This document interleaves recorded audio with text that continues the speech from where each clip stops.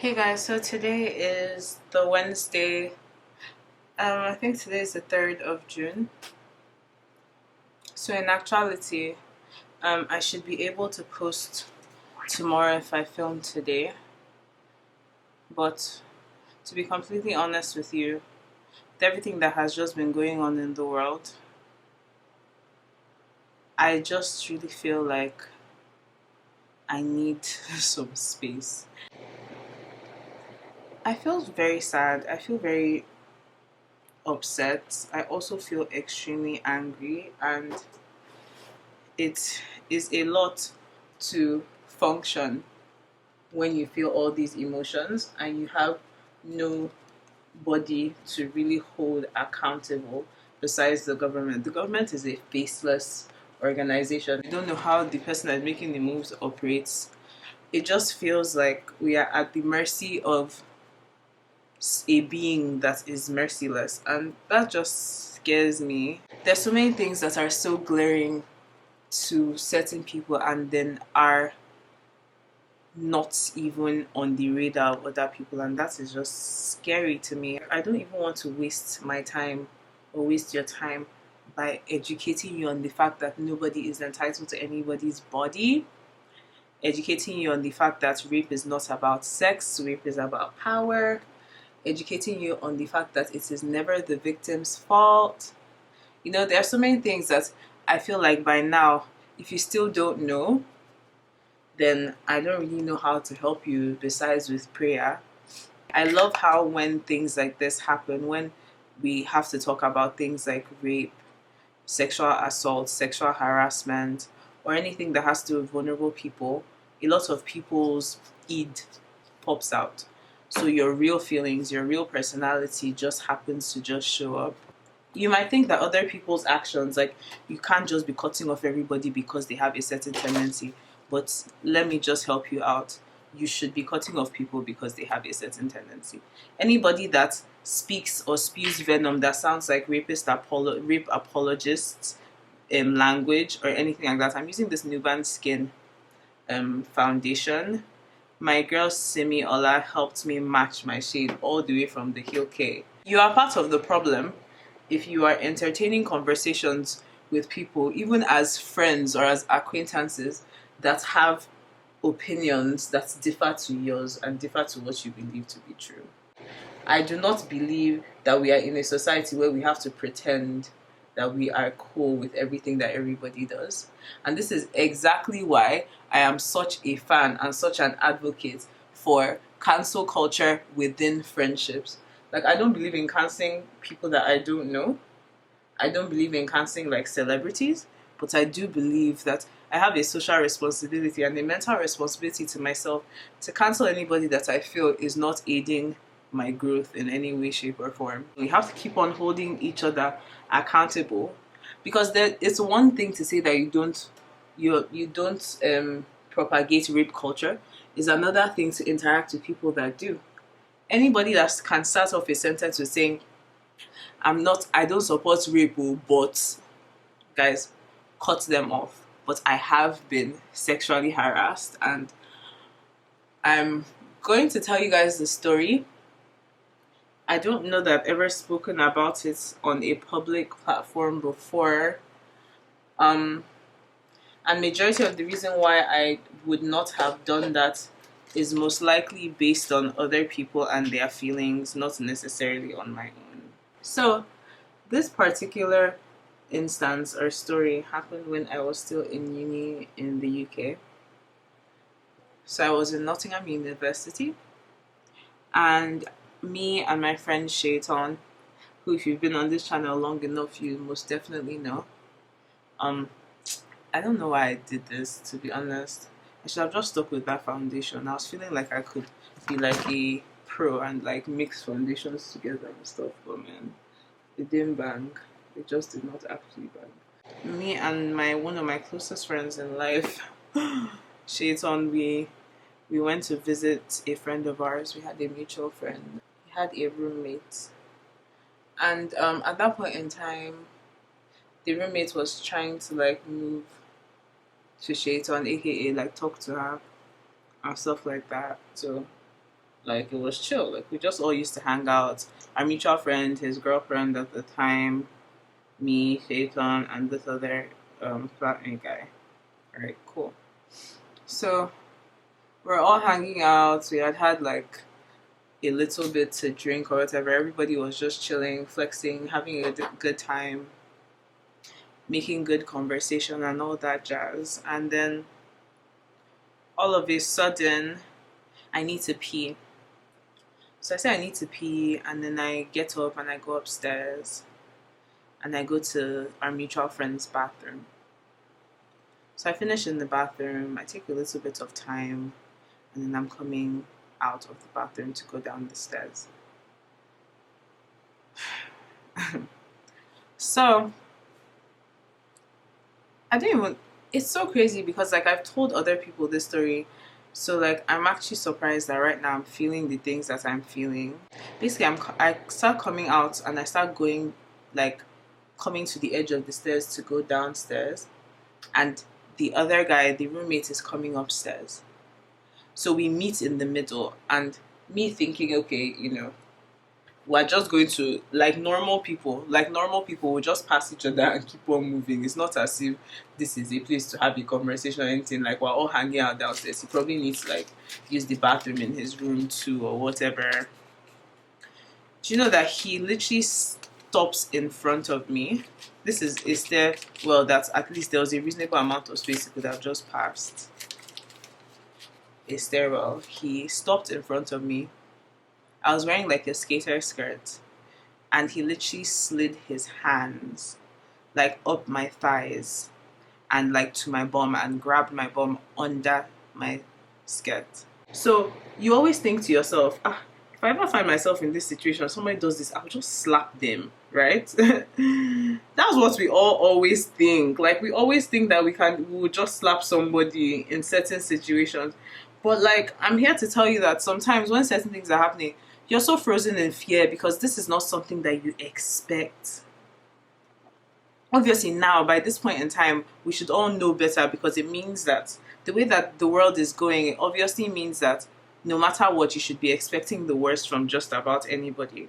But at that point in time, I was just so confused. I was so confused by that scenario. That was never something I thought would ever play out in my life. So I was just shocked in fear. And when he finished, he removed his hands and went into his bathroom. I went downstairs, and I just kind of just continued with the hangouts, guys.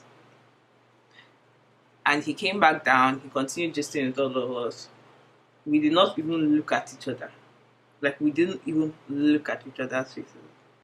And I remember feeling really, really, really uncomfortable when I go home. But at the same time, I was also thinking to myself, like, what was now going on through my mind was not even about me, as much as I was just thinking, oh, like, what if like my friend is actually interested in this guy, and now he has gone to do this thing? Like, what does it mean? Is he trying to like move to me and stuff? Like, why would he do something like that? Like, I wasn't even thinking about it as part this guy violated. Oh my gosh, guys, this concealer is so good. Like, I'm really enjoying my experience with this concealer. Like, and it's crazy that I can still say this with what I'm talking about, but like, I just didn't want to forget to give a shout out to this. But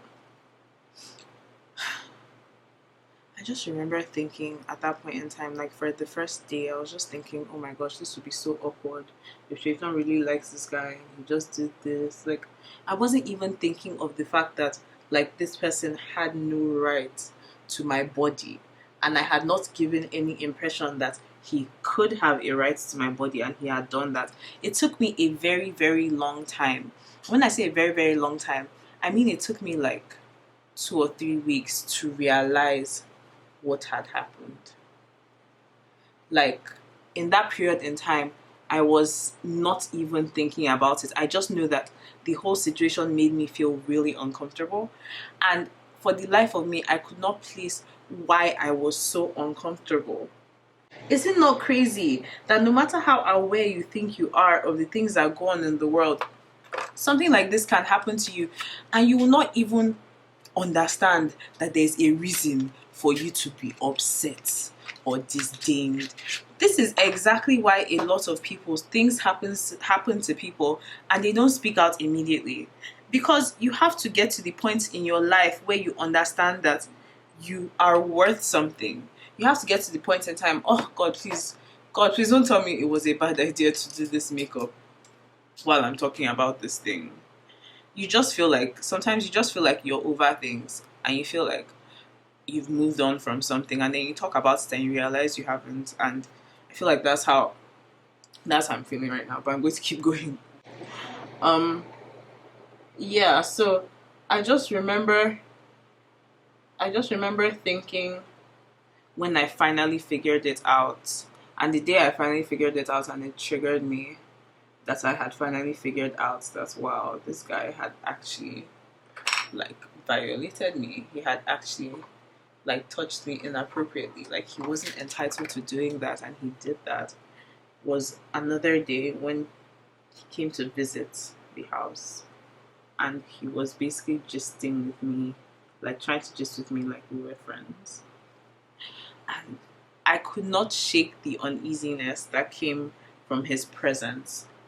But I didn't know how to like put it into words. I didn't know what I was feeling. Like, I still didn't understand what I was feeling, because as far as I was concerned, like, it's just one of those things. Like, I was always thinking to myself at that point in time, like, that, I was just always thinking, like, I was just so naive in thinking that, like, when somebody violates you, like, you always know. And that, like, when I think of violation, I think of like rape.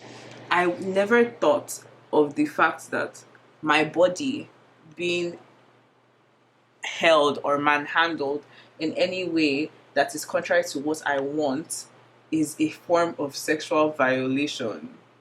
Like, I just didn't think about it, and I feel like a lot of people don't think about it. I remember him leaving after like putting in so much effort to enforce gist with me and talk to me and banter with me, and me just feeling like, wow, I cannot believe that this has happened to me. Like, it felt like it just happened. And I don't know if I would have given it enough thought. I probably would have thought about it years down the line. I probably would have given it enough thought if he didn't reintroduce himself into my space again. You have to have a certain level of maturity, a certain level of emotional intelligence to be able to realize that things happen to you and you have to sit down and process them. And a lot of us don't. And that's just the truth. It doesn't mean that you're stupid. It just means that a lot of us don't develop certain abilities until all of a sudden they become necessary. Don't get it twisted. Everything that we're talking about right now, everybody already knows that it happens. Like, it's not something that is coming as a shock to most people and they're like, wow, this is crazy, this happens.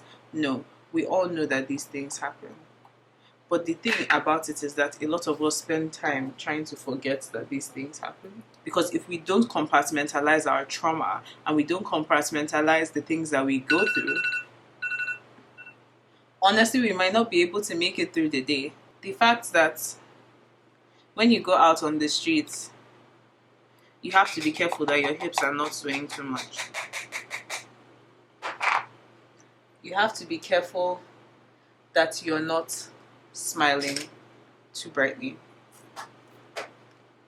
You have to be careful that your dress isn't even remotely riding up. God forbid something should happen to you, that's the first thing that you're going to be asked. A lot of our parents still do it. They can't help themselves. They cannot actually help themselves when they hear certain stories. Somebody will hear the Ua story and be saying, what was she doing there at that time of night? Is there a curfew for your possession of your body? Should the safety of your body be determined by what you're wearing? If you can be in church and get raped on the church facility, what are we really all talking about here? With the level of frustration that I feel towards everything that is going on right now, I don't think I'm in the best position to be doling out advice on what to do. All we can do as women is just educate and protect ourselves.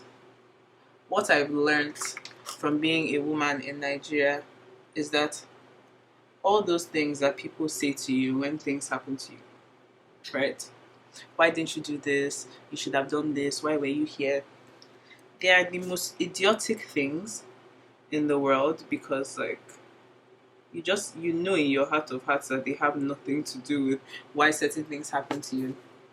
But in the spirit of being a positive individual, what do? You still take it to heart and you tell yourself, okay, since everybody else is under the opinion that X, Y, and Z happened to me because I wasn't here at this time, I wasn't there at this time, let me try and add that to my repertoire and not be there at this time and not be there at this time.